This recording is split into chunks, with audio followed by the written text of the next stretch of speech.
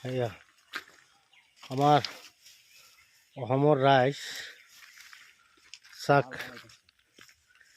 এইটো হ'ল আমাৰ মেডিচিন গছ হয় দেখিছে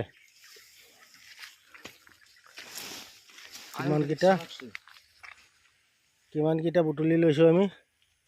এই জংঘলৰ পৰা তুলি আনিছোঁ হা এইটো ইয়াত বান্ধি আছে যেতিয়া দোকানত ডাইৰেক্ট যাবগৈ 110 টকা কেজি এইটো মেডিচিন যদি কোনোবাই উঠাই ল'ব উঠাই আমাৰ লগত যোগাযোগ কৰিলে আমি লৈ আনিম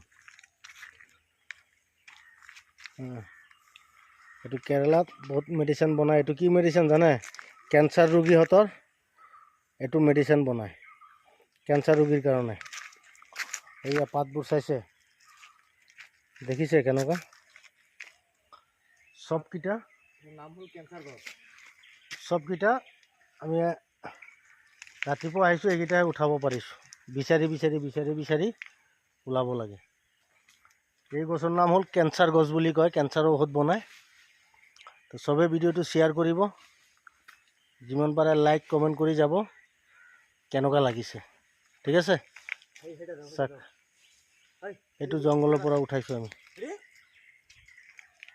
হয় বহুত কষ্ট হৈছে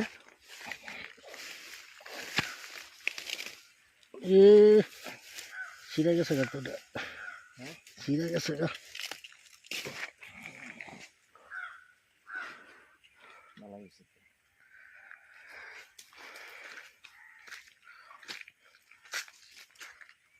চাক কিমান ডাঙৰ জংঘল যি ডাঙৰ সাপ আছে এইটো আকৌ কলৰ বাগান হয় কলগছ তাক আপোনালোকে কল খায় কি কল লাগিব আপোনালোকৰ সব কল পাব ডাঙৰ খেতি হয় দেখিছে চাক আকৌ কলৰ ঠিক আছে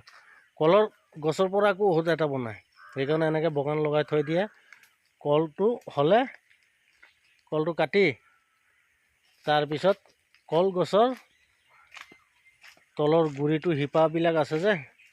সেইবিলাক দি এটা দাৱাই বনায়